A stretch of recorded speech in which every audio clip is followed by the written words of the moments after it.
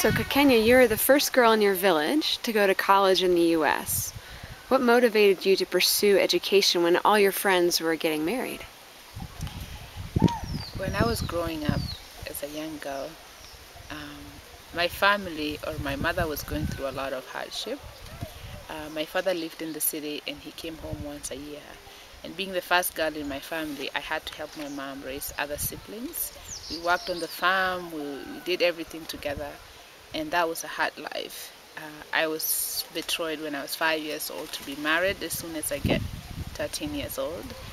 Um, for me, I knew that getting married was not an option because at that time I was just helping my mother and it was hard enough. And thinking about myself being 13 years old, raising kids all by myself and caring for a husband, I didn't want that. I admired my teachers who were teaching me, and I thought, they were wearing nice dresses and, shoes and for me that time I never thought teaching is a hard life as working in the farm. So I wanted to become a teacher. So I knew that to become a teacher I had to go to high school and then go to college. So the hardship that, especially my father beating my mother most of the time, in the case of disciplining her, he would come sell our cows and use it for drinking. It was a hard life for my mom, and I knew that I wanted my way out of that, and getting an education was my way of achieving what I wanted. And did you face any pressures from your father, other people in your family, because you were dedicated to schooling? Oh, of course. I mean, already I was engaged. So in the community, I was considered, it's a pretty good thing to have a husband. And it's something that every girl longs for, and every father, every girl, every mother wants to see their daughters married.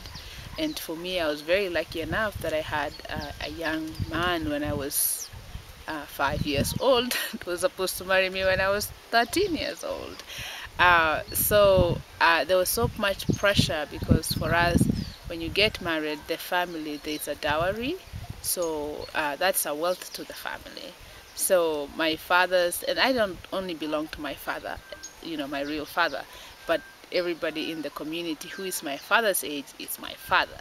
They're my uncles, and everybody never understood why I should continue with school while there is a husband that I am supposed to be married to. So there was a lot of pressure from that, and even from the girls, there was pressure from that because everybody wants to be married. Why don't you want to get married? And but I was focused on a different thing because I knew getting married is a hard life that I was not able to handle when I was 13 years old.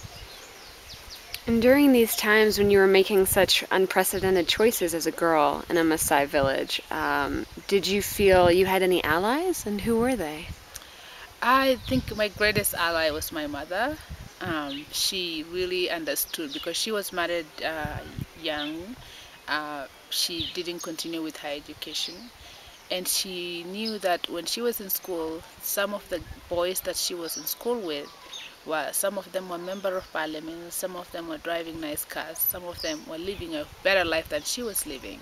And she said that if she had continued with her education, she would be living that life. And so she had tested, but she never gotten the actual fruits of education. She always told us as young girls in my house that she never wanted us to be like her. She wanted us to continue with education to the fullest. So she was the greatest ally I had, and I'm very thankful that I had a hardworking mother and a strong mom. Yeah, so it sounds like, in fact, it is good to be a lot like her, even though she encouraged you to be different. Oh yes, yes, yes. She is a tough lady. Everybody around here knows her as a tough lady. She's determined. And when she wants something, she will achieve it, even though she didn't get high education. She knows that that's not the end of it. Her children should get an education. After receiving your PhD in international education, you want to return here to Ntaiya to strengthen the girls' school that you started and to find other ways of empowering girls in your home village. I'm curious what makes you want to come back home after spending so many years abroad. My dream is to being a Maasai, not just the Maasai, but literally in Kenya. People here really need me. When I come, I see a lot of, I mean, every day I have a girl, every day I have a mother, every day I have even men coming to me and asking for advice, asking for my help. And I know that when I'm here, I'm around, I can be able to help them with the knowledge that I have, or especially with my school now. My girls really need me. There's a lot of things that I'm missing that I need to be present for them. Um, I know that it will be a challenge to physically live here every day, because sometimes I get really drained from talking to people and trying to help as much as I can. But I think I have a bigger part of being here as much as I can. But probably have a home away from here, because I'm married to a man who is from Central Province, and it's quite far from here. And traditionally I'm supposed to live there and not here. I can't build a home in a north end. I'll always be coming to my mother's house.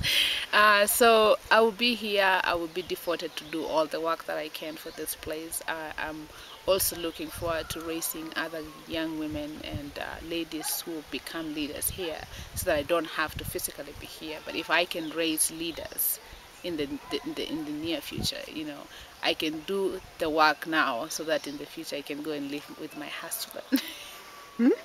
Wonderful. Well, the girls and all the people of Anasayan are lucky to have you now and in the future. Thank you. I'm excited to be part of it. This is my home. I love it. Thank you, Kakenya.